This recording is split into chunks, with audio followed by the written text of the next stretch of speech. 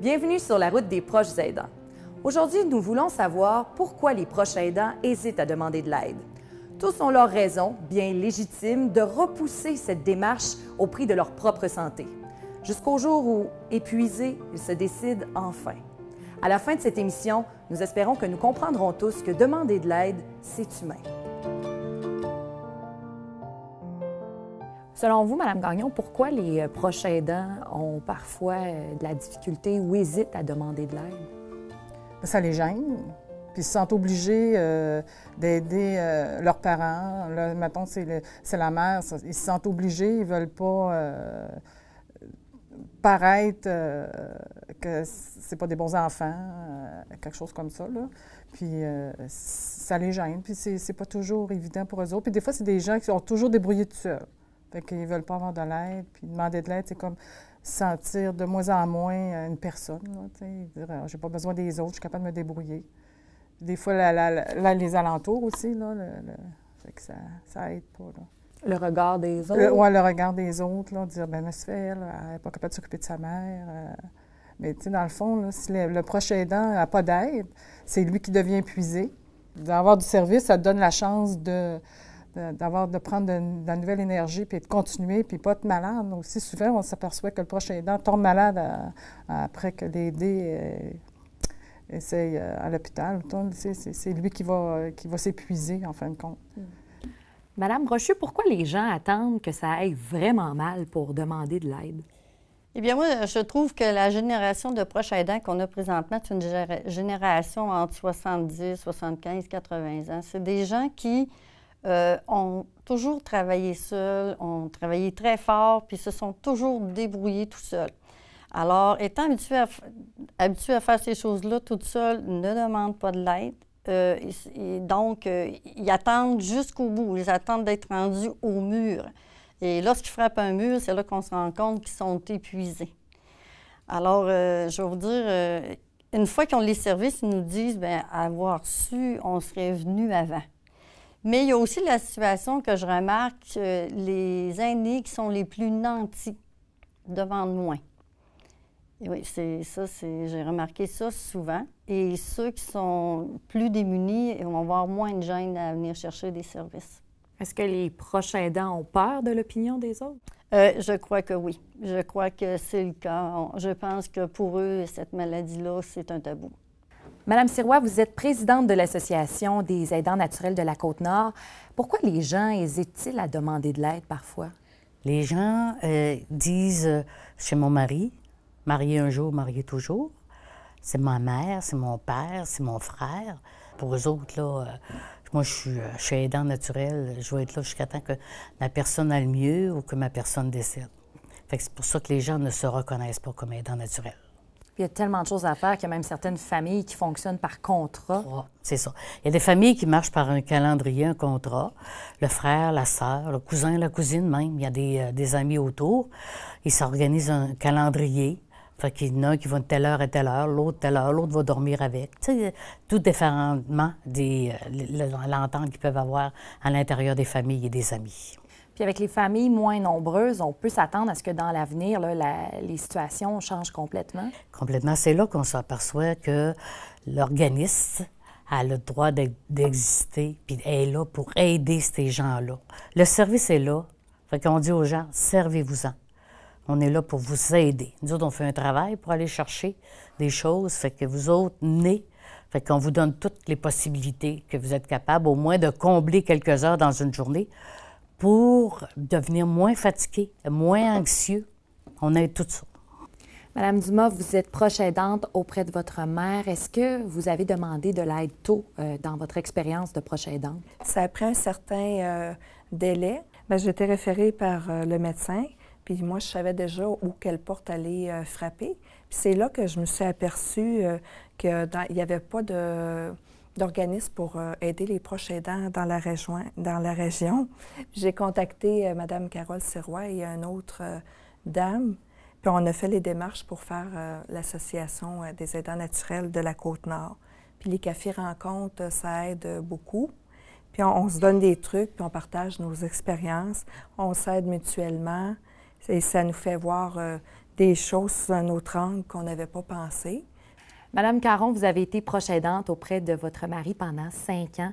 À quel moment avez-vous demandé de l'aide en tant que proche aidante? Oui, moi, j'ai une petite fille qui est infirmière qui m'a dit, grand-maman, il faut que tu demandes de l'aide. Parce que moi, je lui disais à elle, là, ton grand-père, il me connaît, puis c'est pas si pire que ça. Grand-maman, grand-papa, il te connaît plus. Puis il faut que tu demandes de l'aide. J'ai dit, oui, je vais demander de l'aide. J'ai demandé de l'aide.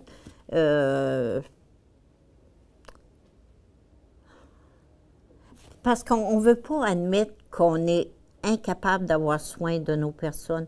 Parce que pour nous autres, c'est comme une faiblesse qu'on ressent, puis on ne veut pas admettre ça. Mais moi, je l'ai fait, pas pour moi, pour mon mari.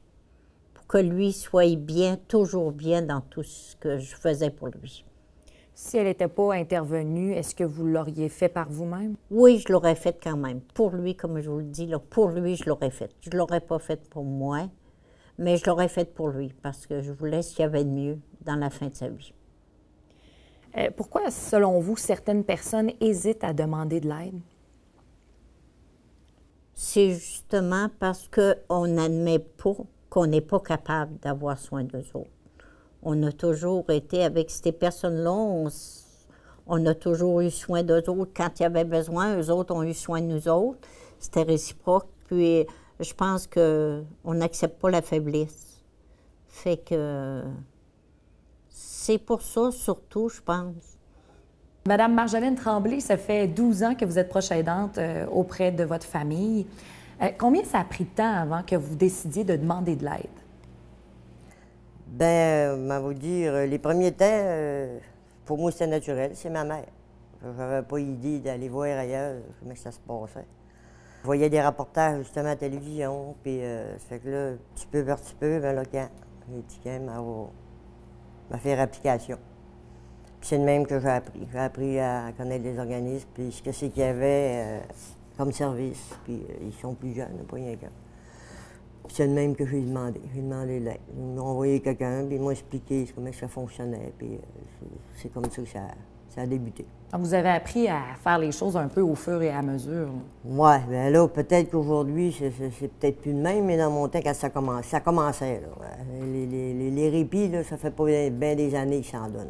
Pensez-vous que vous auriez eu besoin de cette aide-là avant? Pas vraiment, parce que quand elle s'est cassée un ange, OK, elle était moindrement autonome. Je pouvais l'aider, cette affaire-là. Mais quand elle a commencé à être moins autonome, là j'en aurais eu besoin. Mais le service pour les laver à la maison, ça a toujours été ça. Mais comme pour le gardiennage, les répits, ça fait de même, là, ça, il n'y en avait pas. C'est pas compliqué, c'était ça. Mais là, comme je vous dis, là, ça commence. Mais quand je n'aurais vraiment eu, vraiment eu besoin. Quand je n'aurais eu besoin, que j'ai pensé que ça ferait pas tard de prendre un peu de congrue, il n'était pas là, ces organismes-là. Puis là, petit peu par petit peu, là, on a appris. Je les ai pris. Vous dites que c'est mieux maintenant, mais est-ce que vous pensez qu'il y a encore du travail à faire pour donner de l'information aux proches aidants? Oui, il y a encore du travail à faire parce que, comme je vous dis, ils sont peut-être, je ne peux pas vous nommer le nombre exact, peut-être 6 personnes là, qui font du gardiennage dans les maisons. Il y en aura peut-être besoin de plus. Monsieur Grenier, vous êtes proche aidant auprès de votre femme depuis longtemps. À quel moment vous avez décidé de demander de l'aide? Oh, ça a pris beaucoup de temps. Ça a pris, disons, 7-8 ans comme il faut. Beaucoup trop longtemps. J'ai trop attendu. J'aurais dû m'en apercevoir avant que j'étais épuisé. Je n'étais pas fatigué, j'étais épuisé. J'allais voir mon médecin de famille, puis lui, il me dit si on ne place pas votre épouse, on va vous placer tous les deux si vous continuez comme ça, parce que vous êtes épuisé complètement. Puis pour quelle raison vous avez attendu? Est-ce que c'est par orgueil? Non, c'est peut-être, je ne sais pas si c'est l'orgueil, peut-être l'orgueil aussi, de la gêne, puis peut-être que je ne savais pas trop où me lancer pour avoir de l'aide. Un coup, j'ai tombé sur une travailleuse sociale. Elle savait vraiment comment s'y prendre, où aller, puis elle y était. Ça m'a énormément aidé. Je le remercie aujourd'hui pour ça. Selon vous, pourquoi il y a certaines personnes qui hésitent ou qui attendent avant de demander de l'aide? c'est la fierté ou l'orgueil. Mais je pense plutôt qu'ils sont peut-être pas au courant des affaires qu'ils peuvent avoir du CLSC puis des travailleurs sociaux. Si vous aviez un conseil à donner aux gens qui sont proches aidants comme vous, qu'est-ce que vous leur diriez? Je dirais plutôt, n'attendez pas trop, comme moi j'ai fait.